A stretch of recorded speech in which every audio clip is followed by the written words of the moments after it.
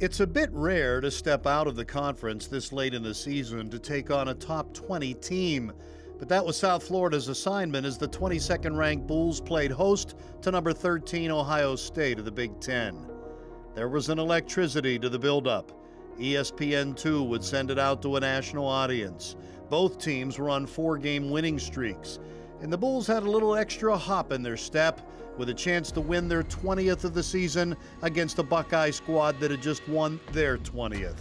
These are the kinds of games you play college basketball for. These are the kinds of games Coach Jose Fernandez has built his reputation on. The two schools had played only once before, back in 1982. Several generations of bragging rights were on the line, and the Sun Dome roared with anticipation. Kitty Laksa was more than ready to step into that spotlight. With this kind of atmosphere, it's easy to see why the Bulls have lost only one home game all season. There were plenty of challenges to be met. The Buckeyes ranked third nationally in scoring, but the Bulls would be the team to light it up in the first quarter, and it didn't take long for the competitive juices to flow. Oh, I'm ready. This is such a big chance. Look at these two going at it in the jump ball circle. Laya Flores. Laksa starts it off with a three. Oh, what a great start for the Bulls. From the first seconds of the game, it was apparent the Bulls had brought their shooting touch from outside and in closer to the hoop. They dominated all aspects of the quarter, setting the tone for a matinee masterpiece. Bad pass by Mavunga. Jesperson gets the pass from Laksa, wide open for three, and she makes it! Maria Jesperson from Kit Laksa. Shots were falling from every board on the floor. Flores, the floater in the paint. The Bulls' compete level was off the charts. They battled through an Ohio State defense that held their last four opponents below 40% shooting. The Bulls would be better than that from behind the arc. And it was under these realities that Laksa would have a career game. Laksa drives, ducks in, ducks back out, and pops it in.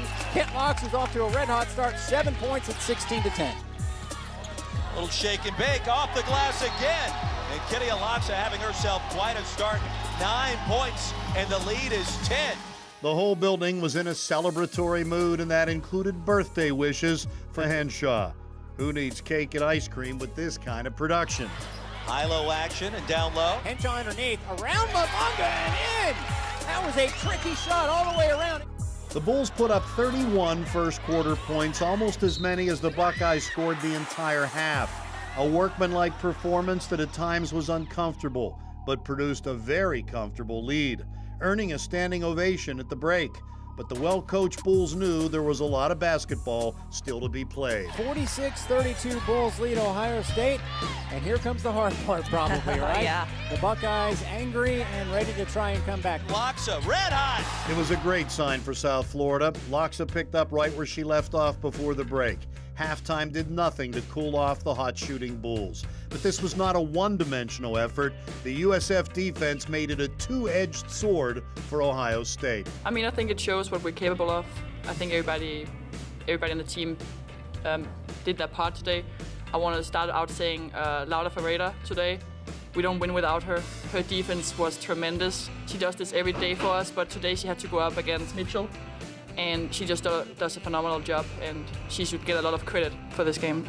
Ferreira thinks about a three. They drop it off to Laksa. This is a big start, and it starts off great! We knew what was at stake. We were playing a top-ranked team, and we were waiting for this game all season long because it's February. And we executed our game plan. We did a good job, and we defended the top scorer in the country. And I think for the offensive end, I mean, just my teammates just found me. We did everything right. We did everything good. The ball was falling in, and at the same time, the crowd was special. I think just because of the crowd, we won because they were amazing. It has been a magical day. Can the Bulls close it out? And it was missed, and Flores gets the rebound. No Mitchell in there. Flores lays it up and in! For the sixth straight season, the Bulls have hit the 20-win mark, perhaps never before in as sweet a fashion. Kitty Laksa finished with a career-high 41 points and would be named the National Player of the Week.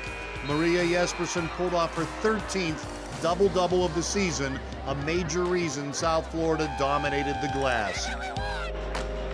All done in front of a raucous crowd in the building and a national audience on TV. You know, that was a great atmosphere here in the dome. I just think really proud of our group, the way that we shared it. I know Kit had a special day, you know, having Maria and Kit shoot the ball as they did. But I'm really proud of our guys.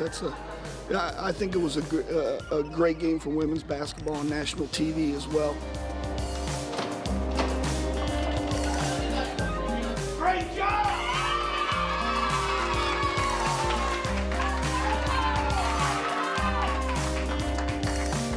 Good win. We got it now. We'll get back and start worrying about SMU. A coach's work is never done, but for this Sunday, a little March Madness was alive in February fury.